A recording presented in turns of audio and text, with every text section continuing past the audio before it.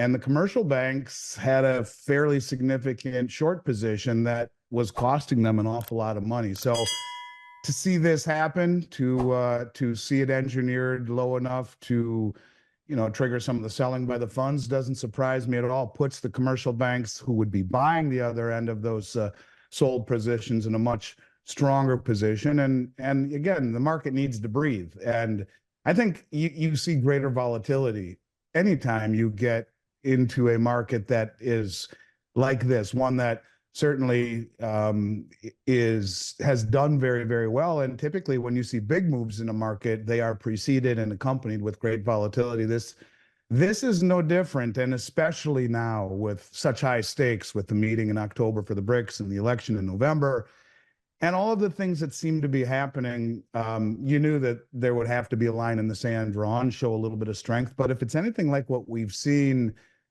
recently, regardless of its size and its scope, one would expect it to fight back pretty strongly here soon. We haven't really seen any drawn out corrections. They're more like drive-by shootings, and then it shoots right back up. So it'll be interesting to see what the follow through is like tomorrow. I'm guessing that we'll see it move back up probably as soon as it hits Asia later on this evening. This is a New York COMEX-based clubbing, and I'm not really upset by it either. Quite to the contrary, I think it's needed, and certainly probably arguably makes the market fundamentals stronger moving forward. In this compelling insight from Andy Schectman, a seasoned expert in the finance realm, we delve into the staggering data surrounding gold's accumulation and price dynamics. As Schectman elucidates, the mounting concerns over the US economic landscape have fueled a global skepticism, prompting nations like China to pivot towards gold. With record debt accumulation and alarming liabilities, the allure of gold as a hedge against uncertainty grows stronger. Schectman's analysis underscores a paradigm shift in how gold is perceived, potentially signaling its remonetization on a global scale. Yeah, well, I think if Trump doesn't win, you'll see Lael Brainerd as the head of the Fed, who is a modern monetary theorist, who helped develop the CBDC with MIT, who ran point for FedNow.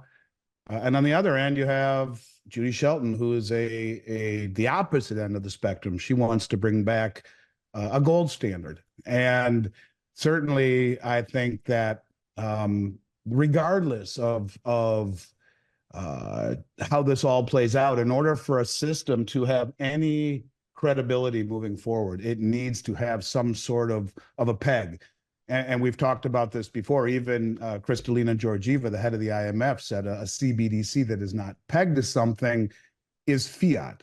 And I keep going back to gold being the only other tier one reserve asset, as mentioned by the Bank of International Settlements. I keep looking at all the gold that not only has been purchased by all the central banks, but also repatriated. And interestingly enough, even through a Freedom of Information Act, we're not finding out how much gold has left the Fed, who's been bringing it home, and why don't they want to tell us. So, yeah, I mean, and if you look at the strength of the dollar, it's crippling a lot of countries right now. The strength of the dollar, it's very unusual. Even though the people in this country have seen their purchasing power get clobbered through inflation, the strength of the dollar around the world is outpacing much of that inflation. And it's making it very, very hard for a lot of these countries to purchase commodities that are valued in dollars. And a lot of people think it's because of all the dollar-denominated debt creating the demand for dollars to pay back the debt. And maybe that's the case. This is a short-term strength of the dollar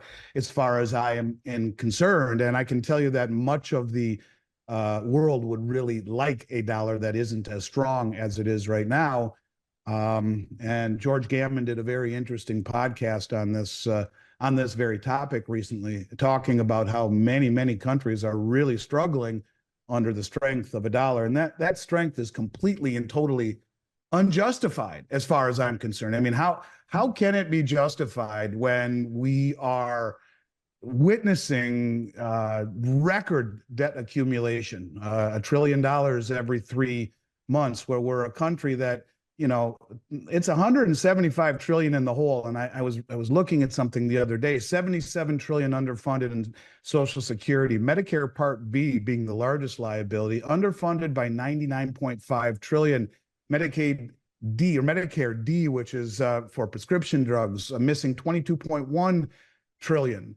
And, you know, we're a country where here again, $8.9 trillion in government debt, or 25% of all the outstanding debt that's on balance sheet anyway, pretty damn close to it, has to be refinanced at much higher rates over the next 12 months. And, you know, when you see countries like China selling treasuries and buying gold, things are changing. And I think gold is being remonetized in the world's view. And maybe this is why it was reclassified tier one. Certainly, there's been a lot of talk, and certainly you and I have talked about it a lot, that, you know, and you hear Vince talking about, a lot of people talking about that gold, because it carries no counterparty risk, because it's outperformed the bond market, is being looked at as a substitute to the bond market. I believe that. I really do believe that. And so I think the world is looking at gold a little bit differently now than it has been perceived for quite some time. And we'll have a very pivotal role moving forward. And certainly if Judy Shelton gets in behind Trump and is the head of the Fed, and they move in that direction, it is a massive step in the right direction to gain credibility that we seem to be squandering more and more and more every single day. In a riveting continuation of his analysis, Andy Schectman delves deeper into the geopolitical landscape, shedding light on the repercussions of US sanctions and the alarming erosion of trust in the dollar. Highlighting recent events involving Iran, Russia, China, and Pakistan, Schectman underscores a growing disillusionment with US policies, driving nations to diversify away from dollar dependence. As he aptly notes, the prospect of confiscation looms ominously, signaling a potential tipping point in global monetary dynamics. The latest being, you know, we talked about certainly Iran has been sanctioned, and Russia and the weaponizing of the dollar. We talked about, you sent me the article actually, about China being threatened with sanctions if they aid Russia in any way whatsoever in terms of the military. Forget about the fact that they're allies. We can aid the Ukraine, but they can't aid Russia. And Janet said this in the CNBC interview last week. I mean, that's from the too stupid to be stupid category.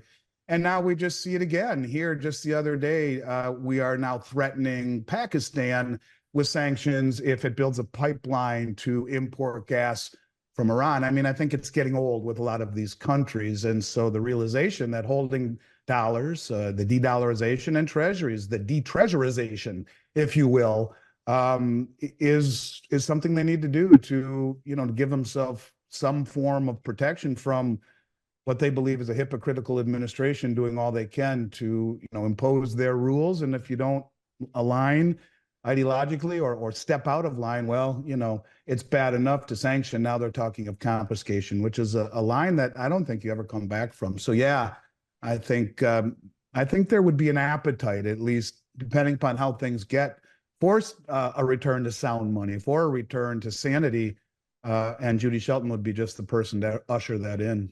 But in terms of the Ukraine, we've given them since February of 2022 over 200 billion in aid. And as I'm going to read to you something from Rand Paul. He says, Ukrainian flags fly in the chamber of the United States House of Representatives as they vote to send more of your hard-earned money to a corrupt foreign regime. And just like that, they shout, Ukraine, Ukraine, while happily working to secure Ukraine's borders, but not ours, where we've let 12 million people into this country illegally. And, you know, $5 billion to fix a border wall was outrageous, but $200 billion to a war we should have nothing to do with is okay. And while we let our infrastructure and our border fall apart, it's just absolutely crazy. But so is what I'm about to tell you. And I'm dead serious on this. I have a big shout out to my friend Mark Moss, who opened my eyes to something. The whole theory of the Cloward-Piven strategy is to overwhelm the United States economy to create a systemic failure, destroying capitalism and our country from within. The primary objective of the strategy is to create chaos with the hopes of destroying America's capitalist economy and replacing it with a socialist system that includes guaranteed incomes.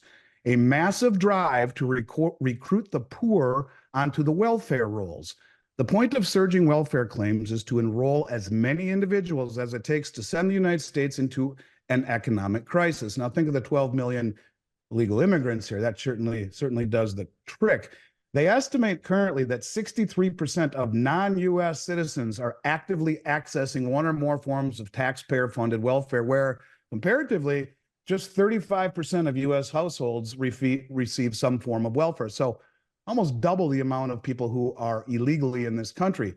Cloward and Piven specifically mentioned targeting America's large cities for their colossal welfare push. Now, think about how all this is happening. A series of welfare drives in large cities, we believe, impel action on a new federal program to distribute income.